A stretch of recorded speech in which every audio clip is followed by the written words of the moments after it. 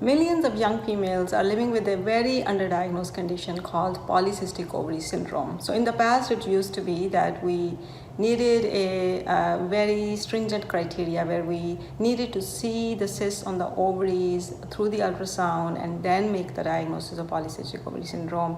And these poor people who just had all the metabolic dysfunction and all kinds of other complications, if we didn't see the cysts on the ovaries, we just wouldn't give them the diagnosis. So they would just continue to suffer and have all kinds of complications associated with it.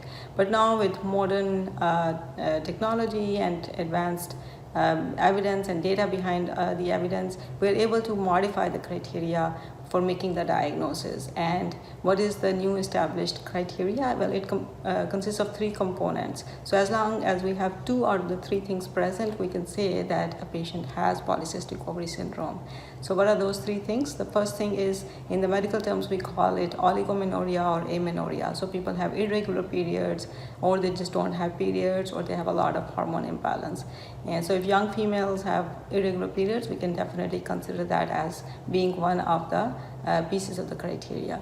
The second piece of the criteria is symptoms of hyperandrogenism. So this is something where we have a lump sum of symptoms all clustered together under the umbrella of hyperandrogenism, and we call it as the second piece of the criteria. And what are those symptoms? Well, having too much facial hair, or something called hirsutism, or acne, or having high glucose levels, metabolic dysfunction, high insulin levels, difficulty losing weight, or a lot of fatigue, all of those things, or even darkening of the skin in certain areas of the body. All of those things basically come under the umbrella of hyperandrogenism, which means that the testosterone levels or the DHEA levels are too high in these people, and now we can give them that piece of the criteria.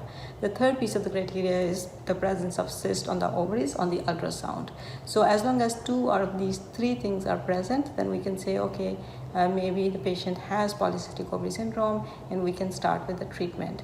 Now, what is the treatment? Well, the first piece would be to do some diagnostic testing and lab tests to make sure that the diagnosis is present, and then the treatment consists of three essential components. The first and the foremost thing, like with almost any other problem, is lifestyle and diet and weight management.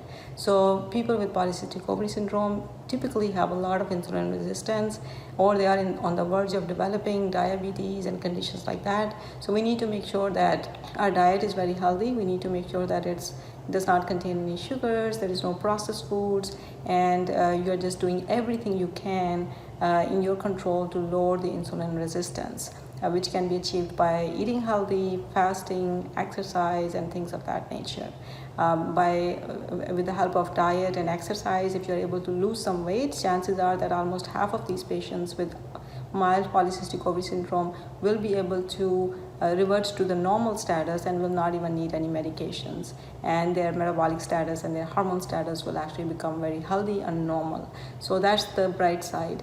Now, if it cannot be achieved, which means that maybe it has advanced a little bit too much, then the second part of it, the second piece of the treatment is hormone balance. So that can be done after doing hormone testing and after figuring out what type of hormones are high or low, and then balancing those.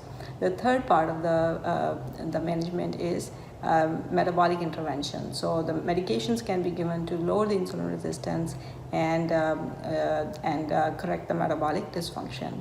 What happens if we don't correct the metabolic dysfunction and the hormone imbalance in people with polycystic ovary syndrome? Well, it leads to a whole host of additional problems. So these people end up living with long-term complications of the polycystic ovary syndrome, which basically involve more and more insulin resistance, diabetes, atherosclerosis, cardiovascular disease, sometimes infertility, and they also this condition is also associated with a lot of autoimmune disorders. So we don't want any of that to happen. So it's extremely important that we recognize this condition very early and intervene very early, and hopefully then get people back to their normal health. Thank you so much.